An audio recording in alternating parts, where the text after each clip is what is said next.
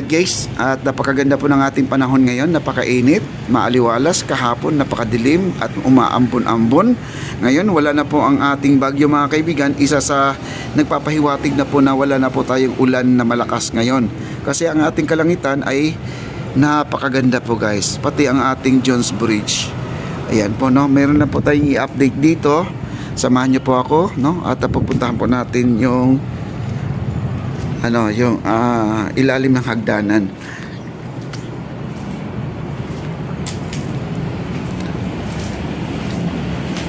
Ayan, napunta po tayo dito no? At ito po yung dapat mangyari dito ay magiging tambayan, at ito po ay magiging garden no? Garden, ilalagay na lang dito puro pananim. Ayan. Ngayon binago na po ang isip nila, ito po ay hallway. Lakaran na po ito. Dito na po yung dadaan yung mga hindi makapasok doon sa entrance ng ating esplanade. Pwede tayo dumaan dito guys. Ito po ay inaayos na po nila kuya no. Bali lusutan na po siya papunta doon sa ating Intramuros Bridge. Ayan po ang ating adobe wall natin, at napapansin po natin na mayroong dyan no. Diyan po dumadaan po yung tubig no. At siguro naman lagyan pa nila ng tubo siguro yan, o lagyan ng PVC no. Ayan o.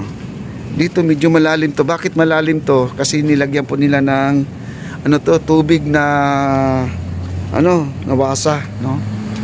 Hanggang doon sa dulo po yan guys. Ayan. Hindi na po tayo pupunta doon sa dulo kasi hindi pa naman semento to no.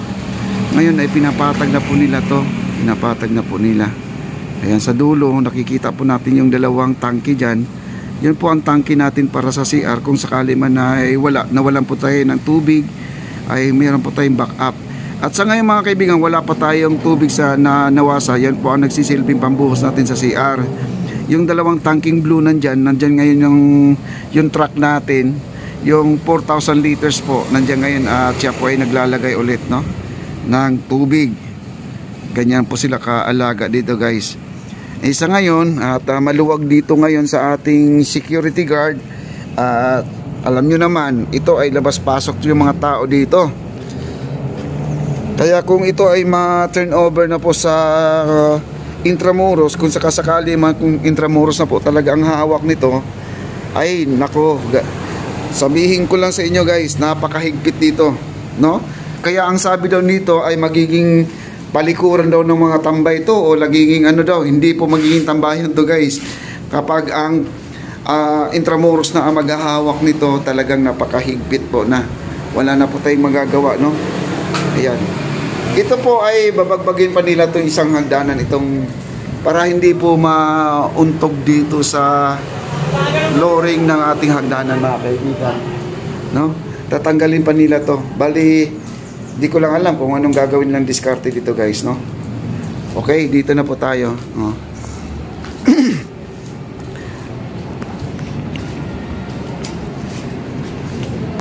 At dito po yung ilalim ng hagdanan. Ayan.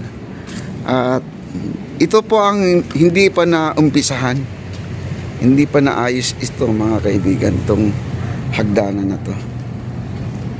Ayan, itong ilalim oh. Pero tinanggal na po nila yung canvas dito guys no.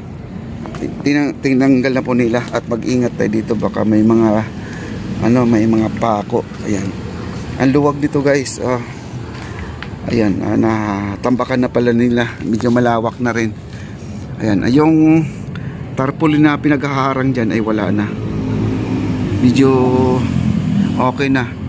Ang mga vandalism lang dito napakarami no? Ayan, maayos na po dito guys no? Okay, na lang yan, tatamperin na lang yan yung ipapatag no.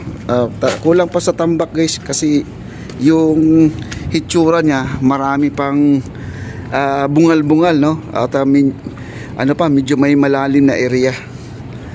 Ayan po no, ating hagdanan. Wow, mukhang nasa palasyo po tayo guys oh. Ayan, ang ganda no.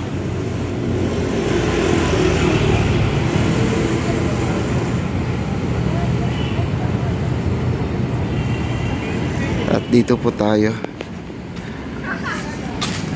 Ayan, napapansin na po ni engineer yan yung sinasabi nila na may tubo tapos hindi naman nila nilagyan ng tubo pababa, nilagyan dapat ng PVC para hindi gumapang po yung tubig. Ayusin na po nila yan, guys. Ayan, may pusa pa dito. Hello, Mingming. Ayan. Okay. Wow. Ang ganda ng ano natin, ilog. Ang ilog natin ngayon, guys, high tide po, mga kaibigan. High tide po siya. Ayan. Kausapin ko kaya si engineer, ito lang kaya ang ano, kung pwede kong gamitin to, no? Pwede kong kunin to. Kasi gusto ko maglalagay ng mga souvenir. Kasi may nag-comment kasi na puro daw pagkain. Wala pang naglalagay ng mga souvenir talaga dito na yung mga t-shirt ba, no? Kaya lang nakikiramdam muna ako, guys. Baka naman ay ito ay mangyayari dito ay maraming tao alas 5 hanggang alas 11 ng gabi. Parang pagdating ng alas 12 wala na pong tao. Yun po ang mahirap dito, guys. Baka tayo ay talo dito, no?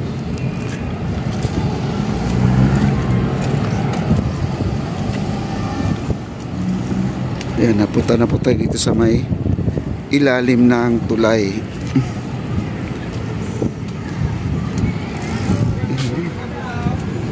Wow.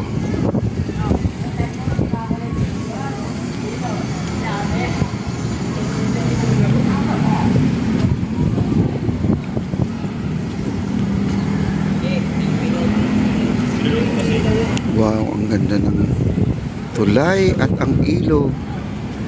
At tuloy lang po tayo sa ating paglalakad, guys. Araw ng linggo at ganito po ang kalagayan ng ating Mexico Plaza. Marami pong nagpa-practice. Parang rehearsal na po yata nila to. At meron pang malaking vandalism dyan, guys. Ang laki, paano na, no? Maraming mga sulat. Hindi pa sila nagsawa, no? Dapat yung malaking poste na yan, no? Kaya lang, di nila pwedeng gawin yan. Okay, kitang-kita sila. Sarap ng hangin, no?